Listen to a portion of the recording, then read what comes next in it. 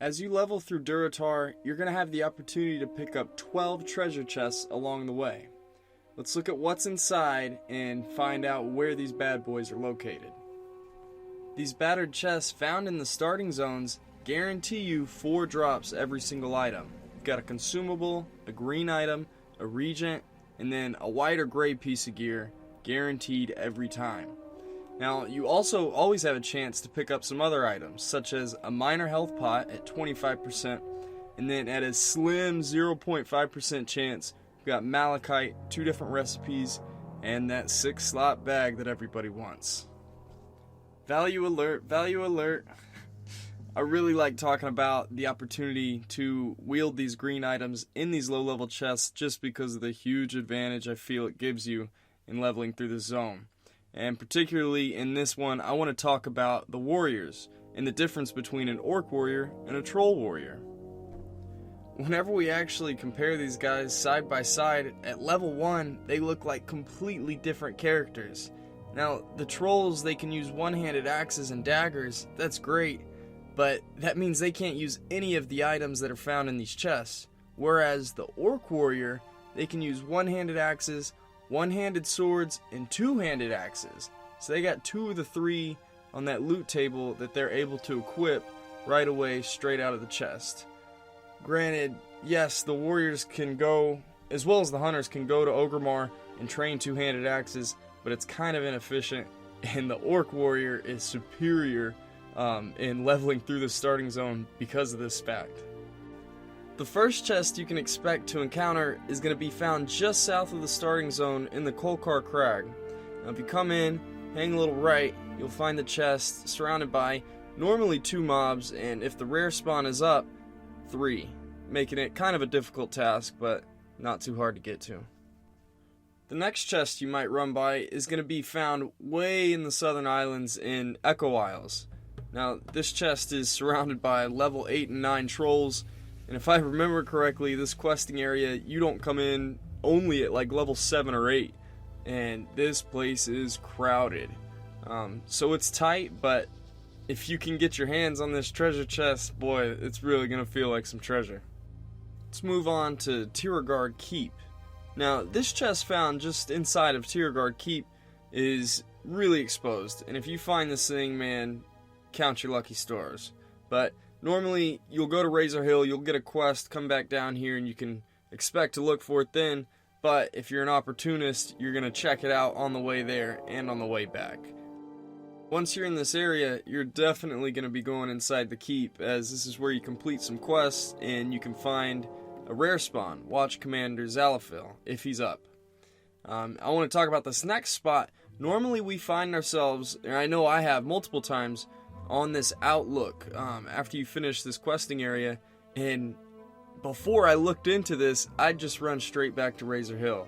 But if you jump off and you go right through this little crevice here and just head straight for this boat, bada bing, bada boom. Hidden chest.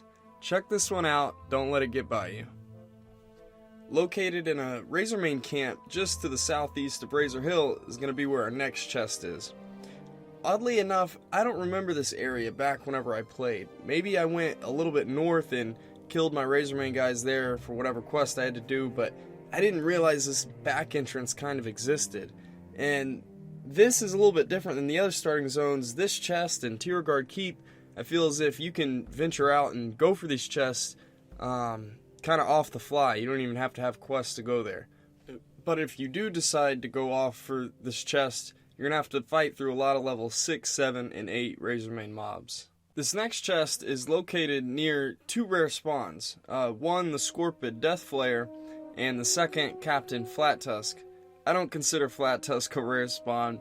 That's how he's labeled, but that guy hits like a truck. Regardless, this chest can easily be obtained if you were to stick to the wall on the left side, and then just pick it out from this little hut.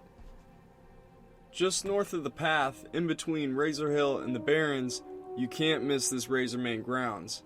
This is where our next chest is going to be located right next to a rare spawn, if he's up, Geolord Modal. If he's not, you've got level 8, 9 mobs to maneuver around, but it's not too tough. our next chest is really tough to get to. You're going to have to maneuver through like 10 thunder lizards, hang a right once you get through here, and the chest will be found on the... No, I'm just playing. Check this out. This is where your knowledge is really going to come through. If you're in the area just north of where we were from Geolord Model, creep over the edge. You can see if this chest is spawned here or not. And if it is, jump down, take the loot, and then I don't know where you go from there, but at least you've got treasure. And if it's not there, check this out. Look over to the east, walk directly past this hut, and if you just keep going, you're going to find a treasure chest found wide out in the open. It's not even that hard to get to if it's not already taken. But like I said, this is where your knowledge really pays off. The next 2 chests are going to be found in the Dry Gulch Ravine. Boy, do I hate this place. There's a ton of harpies in a congested area. I always felt lost. I never knew where I was. And the only way to get in and out of this place is through this cave. So you're going to go through the cave, and you've got to deal with these level 9, 10, and 11 harpies. This first chest is going to be found just on the left, but you don't want to go any further than that if you're just here for the treasure chest, which I'm sure you're going to be here for a quest, but regardless, if you want to find the second one, hang to the right and continue straight, and the second chest is found all the way in the back. Now, this place sucks. It's almost not even worth it. You can't even jump in and steal a treasure chest without getting mobbed by 2 or 3 harpies before you were to get the loot. And even if you were to get it, like I said, you have to go through that one exit. So, Dry Gulch Ravine, makes me shudder. Our last chest in Durotar is found all the way up in the north, inside of Skull Rock. Now, the mobs that you're going to encounter here are ranged from 9, 10, and 11, and I remember this place being particularly hard. For some reason, I felt like the mobs hit harder. Maybe it's just because they're in an enclosed cave. Regardless, the chest can be found in the center room, and it's a quick, easy in and out if that's all you want.